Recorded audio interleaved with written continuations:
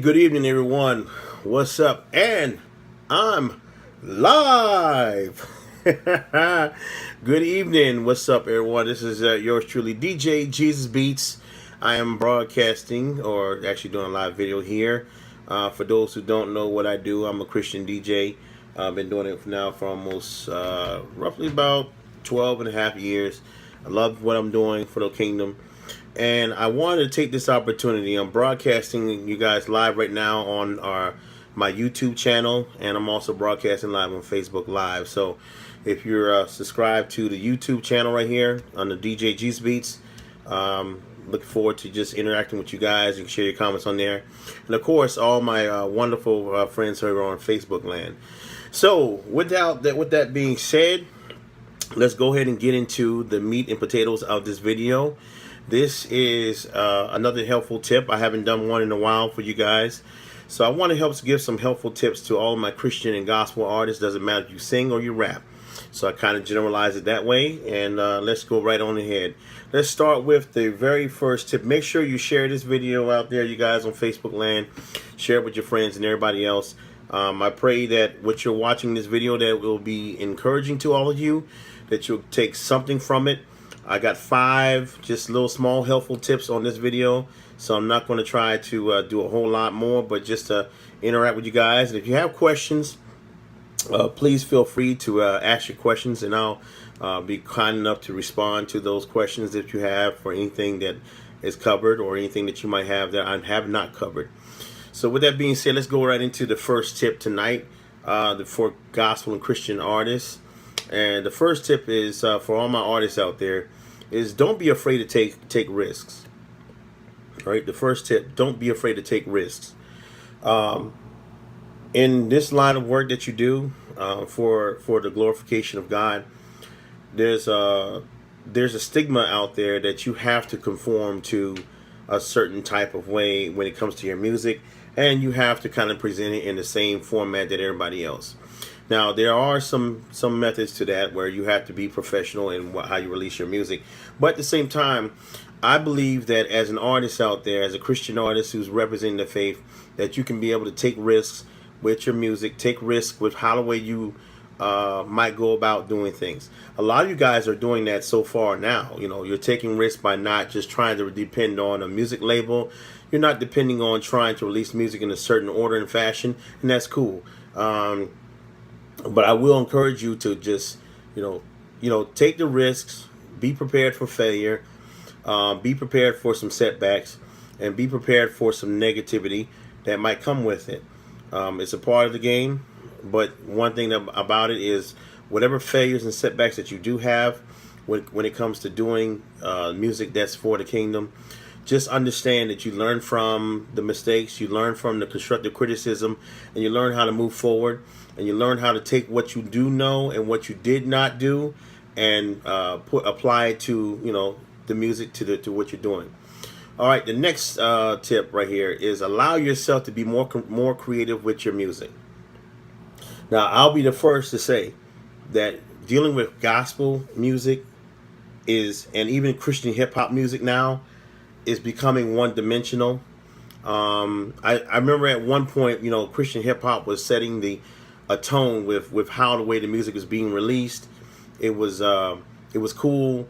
A lot of the artists were releasing music and they were presenting it in different styles, whether they were coming from a label like Reach Records or God Over Money or Reflection Music Group, maybe Humble Beast. But what I'm listening to now, now that it's 2019, is I'm still hearing a one-dimensional sound in Christian hip-hop, and I'm definitely hearing it. We've always been hearing it in gospel. I think gospel music is a good platform, but the problem with gospel music is that the artists have gotten complacent with thinking that you got to sound like you're from the doo-wop era, that you got to sound like you're from the 1940s, 1950s, 1970s, and 60s or whatever, like you're from Motown or you're from funk or whatever. And so a lot of times what we hear is what the musicians do. The musicians are so complacent with that Motown, Funk Brothers type of tempo from Motown, like bump, bump, bum, bum, bum, bum, bum. But, it's like, and the songs are even sounding like it. So gospel, and not just only that, but gospel has gotten complacent and one dimensional with the praise and worship. So you hear the person who starts off the song and they talk and they kind of just talk to you what the verse is, and then the background singers sing, and it just and there's nothing wrong. I'm not here to bash it. That's what I've noticed about it. So sometimes when you listen to it on a gospel radio station, for me personally, with the gospel that's out right now, I fall asleep on it. I literally fall asleep with gospel music, and not falling asleep in a good way. I fall asleep because I'm bored. It's not like there's no risk that's in gospel music, and that's why with the first part of it, I said don't be afraid to take risks, and allow yourself. In the second part of this, allow yourself to be more creative with your music, because I believe that yes, gospel music has a way of how it reaches certain audiences, and that's cool. But I believe that gospel artists in 2019 need to start stepping out of bounds, stepping out beyond the barriers of what is the traditional sound of gospel music, and don't be afraid to get out of the doo-wop era of gospel music and the Motown era of and you need to talk with that with your musicians, because the musicians are afraid to step out also. A lot of times I hear the musicians, they go right to that Motown chord and them Funk Brothers drum pattern, because they're so used to accustomed to the audience that they present it to, because most of the audience that listens to gospel music is a lot older than all of us put together. So I understand it is a challenge, but I believe that when back in 1990, when in the 90s, when Kirk Franklin stepped out of bounds and took risks with the song Stomp, excuse me, and changed how the way at that time gospel music was coming out in the 90s, when 90s was dealing with they were transitioning from just regular rap to hip hop to that boom bap to West Coast gangster style music, and then R&B was being added into hip hop, and so this is where the teens and young adults and the generation at that time was so into that type of music. Now that we're starting to see, that's when Kirk Franklin took that risk by incorporating sampling Parliament's One Nation Under the Groove, and being able to use that in that format, and it became a popular club hit in the secular club because of that type of songs. And then and Kirk Franklin has been one of those pioneers of doing something like that. There's been other people that has done it also, other gospel artists who've actually taken some risks because of that. So don't be afraid to take the step out the boundaries, step out the box, the one-dimensional box. And like I said, with Christian hip hop, it's the same way. Ever since last year, my music library has changed from when artists were changing up the way how they would change their flow and the music. Now it's all like that trap beats. So almost every song that I'm getting is kind of like that trap beat. I mean, I can get the whitest of white rappers from let's say North Dakota and send me a song, and his song sounds just like as if it was from South Georgia, as compared to an artist who's from the Bay Area who still continues to keep the Bay Area sound, but still incorporates the trap beats into it. So it's still one-dimensional, even though the rap flow is totally different from both artists. So in Christian hip hop, it has to change also. So I'm looking for some more artists to step out the bounds of that stuff. All right, let's move on, because I don't want to beat that with a dead horse. So the first tip was don't be afraid to take risks. The second tip was allow yourself to be more creative with your music. Now let's go to tip number 3. Cover all areas in marketing and promoting yourself. I will be the advocate for every artist out there that you do need to continue to market yourself in this different day and age and time.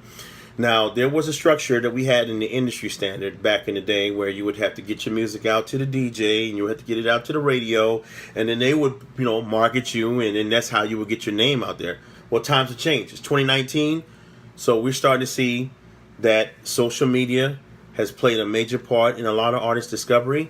The use of YouTube, the use of Tidal, Spotify, Apple Music as the three predominant music streaming sites for, especially Spotify. There are millions of people who create a playlist based upon your music. So artists now are starting to create their own music playlists, and then they incorporate their fan base or people that they want to build as a fan base to build a playlist from their songs, which gets you more exposure on social media. But you still have to market yourself in other manners. So yes, I do encourage you to use Instagram, Snapchat if you got to, whatever other social media platforms are out there to market yourself. Please, take advantage of it, but don't become a spammer when it comes to that, because people don't like to have things just thrown at them in their inbox or on their timelines or in their pages. So you still have to be strategic in how you market yourself. Take advantage of the paid for advertising that these platforms do have, but keep in mind that it's going to affect you financially, which we'll talk about in the next tip. But also, marketing yourself, physically out there in the real world. So that means going out to your local cities, your local townships, engaging in local events, finding out what festivals or anything that's in your local area, and interacting with so many people out there, and building a fan base, because that's what's going to supply your financially when you do like live shows and when you do performing at maybe you might open up for a well-known artist. And if you get that opportunity, that's a golden opportunity for you to market yourself through physical CDs, because that's how artists make their money. They're going to make it from the ticket sales, and they're going to make it from CDs. But you can't put together your own album release concert or anything else if nobody doesn't know that you exist. So you do have to do a lot of footwork. That means you're going to go out to the Walmarts, go out in the parking lot, do some old school methods of marketing yourself. You're going to have to become a people person. And if you're too timid and shy, you're not going to make it in that line of work. You might be able to release some good music, but your music will fall to the wayside because nobody will never know that you even exist. What's going on, Leo? How you doing? What's up, Lee? I'm over here reading all this. No, I don't manage artists. That's a good question. The question is, do I manage artists? No, I don't manage artists. It's a lot of work. Managing an artist means financial work for me. I don't have the finances to pay for an artist right now. But I think nowadays the management side is a little bit different. And I'll elaborate more once I finish with this. But that's a good question that you did ask. What's going on? I mean, you guys, man, that's my classmates right there. I love you guys. Let's go to tip number 4. So like I said, first tip was don't be afraid to take risks. Number 2, allow yourself to be more creative with your music. Number 3, cover all areas in marketing and promoting yourself. And I believe that there's a lot of artists who have gotten discovered because they market themselves really well by interacting social media. They try their best. And if people, do shut the door on you in your face, just keep moving, because you're going to get that all the time. You're not going to get everybody loving you and what you got going on. So let's go to the 4th tip for Christian and gospel artists. Number 4 is prepare a financial investment in your music. Save your money. Budget. All right? Prepare a financial investment in your music. This is very important because this is what's going to hurt or help an artist out. There are many artists that I have encountered over the course of 12 years who have fallen short of this because of the fact that there's many of you that go for broke. There's many that have gone for broke. They put all their money, their eggs into one basket, only to get themselves caught up in a serious situation, and they get hurt, and it just becomes one of those things where they quit doing music or they get mad about it, yada, yada, yada, right? But my thing is this. You're going to have to make a financial investment into yourself in order for others to actually see that they want to financially invest into you. Like I said before, times have changed now. The music streaming sites are where most of the music is going to. So the average Joe, Schmo, or whatever is not paying to buy your albums anymore. They're actually paying $10 or $12 or $20 a month, depends on the family plan or whatever plan they got from Spotify, Apple Music, or Tidal, and they are getting millions and millions of full albums from artists from all over the world. So if I can pay $10 a month for no advertisements, I can offline download the streaming songs from the albums or from my favorite artists, create a playlist, and I can listen to it when I'm working at the gym or if I'm going to the shopping at the store, listen to your car. It's probably one of the best investments that a person might make.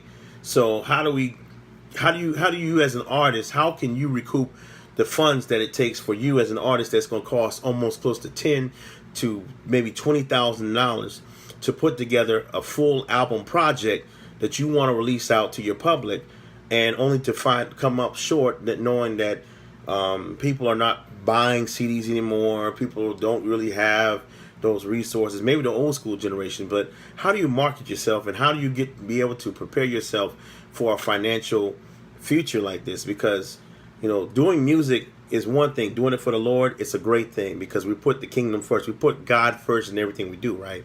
But the other side of it is you got to pay for studio time, and if you don't have your own studio, you got to pay for the production. So you got to get the producer, the producer who's gonna put your vocals, your and the instrumentals from the beat maker, or if you're using a live band sound, they got to record you in the studio. They got to get all these things put together from a producer, and then you need a mixer and a master for somebody to master your music, which means that all your vocals, everything is clean, the volume level is crisp, and then you got to get your music registered for copyright, so that way nobody can't steal your work. So there's a lot of financial responsibility that's on you as the artist. So how can you go about recouping, at least, like if you put $10,000 into your project? Well, how can you at least get let's say half of it back? Well, that's going to cost you by getting CDs duplicated so that you can take it on the road on shows. But in order for you to get those funds back, you're going to have to build an audience. And if you don't have a fan base or an audience that's going to support you, then you're stuck in the hole, because you got to travel to the location to perform. So some of you are going to drive 3 to 4 hours out of your way. Maybe if you live, let's say if you live in you're an artist, you live in Tallahassee, Florida, but the next event is going to be in Atlanta, Georgia. So from Tallahassee to Atlanta is almost 5 hours. So you driving 5 hours to go there perform, but you've already spent $300 on the road.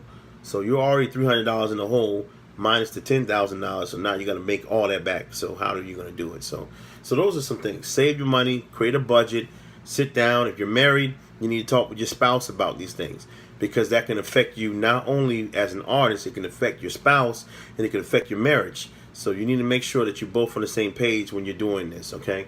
And that's just a little small helpful tip. Now, the last tip, finally, is to establish true friendships with other artists, DJs, and radio stations, and so many more people in the industry. You need to establish true friendships. I didn't say establish a business. Well, you can establish a business relationship, but I'm talking about true friendships. And the reason why is because in our in this line of work, as far as Christian and gospel, it's totally different from what the secular world is doing. There are things that are similar, but when it comes to this is where we need to set a defining line in how we do kingdom business or kingdom work for the Father, which is we establish great friendships and true friendships, not this an opportunist friendship where the person has what they want and then you desire it and that's it. I'm talking about true friendships where you build friends and it doesn't matter. You know that any city that you go to, you have an opportunity to lay your head there because you know somebody who might be able to help you out. That is a true friendship. You're calling them, you're praying for them, you're encouraging each other, especially other artists. That is something that we don't see. We do see the fake friendships at the events, but I'm talking about true friendship when there is no performance, there is no microphone, there is no opening up for an artist. But you're calling each other to hold each other accountable. You're praying for one another. You're sharing other good tips with each other as far as how you record, who you can connect with, and how you can be able to help each other out. That is true friendship. Not something where you're just looking at it because they got something that you need and they got something that they want from you, and then nothing never happens. So those are some of the most important things, and that's my top 5 right there, you all. There's a lot more I can go on, but there was one question that was asked from my friend Leo Batten and Franklin. Lee Batten and Franklin. I'm just reading them all backwards. There's some classmates. They asked, "How do I manage artists?" No. To answer that, no, I don't manage any other artists out there. To manage an artist, you need there's a lot of financial responsibility, and for me, I share a lot of tips with the artists out there, and I would love to share some more with all you guys out there. But there are some good managers out there. I think any artist out there who really needs a manager, you just got to shop around, find somebody that really knows the music business a little bit more and how they can get you into certain areas. But I believe that if you just start off as an artist, network, build friendships, solid friendships, you'll probably find what you're looking for a lot faster. The last but not least, this is my bonus tip. What it's always going to be on every tip that I have is always put God first. No matter where you go and no matter what you do, always put God first. And you always need to pray. You always need prayer, and you always need to pray for others. And you ask God to guide you in every single thing that you got going on in your life. No, I don't care what you're doing, but if you put God first in everything that you're doing, I guarantee you it's going to help you out. God will guide you to the people that you need to talk to, and God is going to protect you from people that's out there not for your best interest.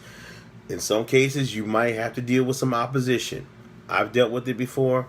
I know many of you probably will deal with it, but it is what it is, right? But you can be prepared for that because you got the full armor of God on you, boo boo. That's what some of y'all women be saying, but you got the full armor of God on you. And by putting the full armor of God on, you can be able to have the spirit of discernment to see right through the wolves in sheep clothing who don't have the right interest for you.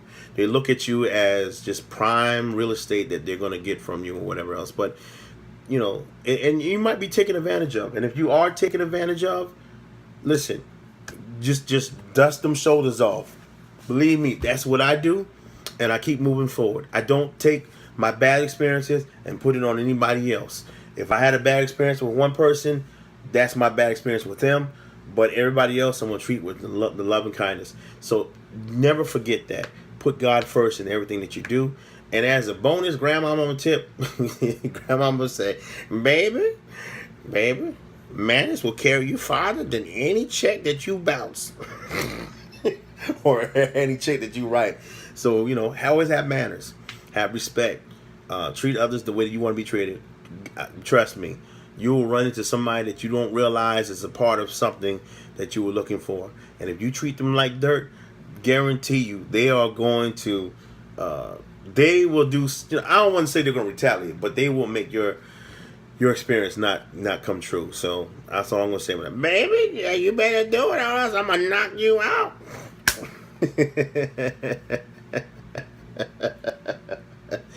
Oh man, baby, I ain't got no teeth, but I know something. I'm gonna tell you something here. You nigga, no. I was the one that taught R. Kelly. But other than that, y'all, I thank y'all for tuning in. Always remember to check out the DJ GSB show every Friday night, 6 to 9 p.m. Eastern here on well, not in here, but in our other studio at 100.7 FM. This is Hot 316's dungeon, so Hot 316 Radio. Make sure you check out hot316radio.com or the app itself. You can listen to us on TuneIn. You can actually listen to us on Alexa. Just ask, hey Alexa, play Hot 316 Radio. Alexa will pull it up on TuneIn Radio, and you can listen to the station 24/7. So we do got a lot of platforms here for you guys. We're representing I appreciate that. Appreciate you guys. Appreciate that, Lee. We're representing Christian hip hop here. Love Christian hip hop. I will never give it up. Big shout out goes to my dude DJ I Rock Jesus. Make sure you follow him. Make sure you go to his website DJIRockJesus.com. Long name, amazing results, because he's the mixtape king when it comes to everything in the ministry. Kingdom music, he covers it. I mean, from house to reggae to, you know, Christian hip hop, urban gospel, traditional, quartet. I need to do a quartet mix. I might do a quartet mix with Lee Williams. I mean, just a best of Lee Williams and the Canton Spirituals and Jackson Southerneers and the Wright brothers and the Robinson brothers and the Wardlaw brothers and who else I'm missing? I'm missing some other ones. Yes, he is dope, man. He's dope. He's my brother in Christ. Make sure big shout out goes to my DJ family out there. Happy belated birthday goes out to the $6 Million man, DJ Sean Blue from Augusta. Another brother, DJ SeanBlue.net. And then you have DJ Dex ATL. DJ Dex, big shout out goes to him, man. He's been doing a lot of great things. DJ Wado, just had a great conversation with him. That's another brother in Christ, man. I love every time I call him on the phone. It's always a conversation outside of music. We encourage one another. DJ Mr. E from South Florida, man. DJ Mr. E, shout out to you, man. Just talked to you today. DJ Tony Tone, the blessed kept secret from New York, Hot 97. Man, big shout out goes to him, man. I just love what he's been doing with Hot 97 up there. They've been giving him the opportunity to really present Christian hip hop on the number one, well, kind of like the major hip hop station right now. And there's so many more. There's so many more brothers and sisters in the faith that I can just give shout outs to. But those are the main, inner circle DJs right there. So, and there's so many more of you guys out there. But if you guys got any more questions, please feel free to ask. Ask them, right away. I'll answer them right there in live feed. And I look forward to, what's up, my dude Stephen Frazier, man, Bible boy, what's up, baby? My dude from Walterboro, South Carolina, man. Walterboro's in the building. And listen, all you guys out there, I'm not a Clemson fan. I don't care for South Carolina or Clemson, even though I live in South Carolina. I'm a Georgia Bulldogs fan all day. Will never stop. But hey, congratulations goes out to the Tigers. Even though I hate y'all with a passion, but it's all good. Look out for 2019. Adam is putting together a blessed mix show that you guys should support. That's what we're talking about. Make sure if y'all got any business, anything up here, put them links up in here. I'm gonna end this on the YouTube side, because I don't want the YouTube listeners to be like, man, what are you talking about over there?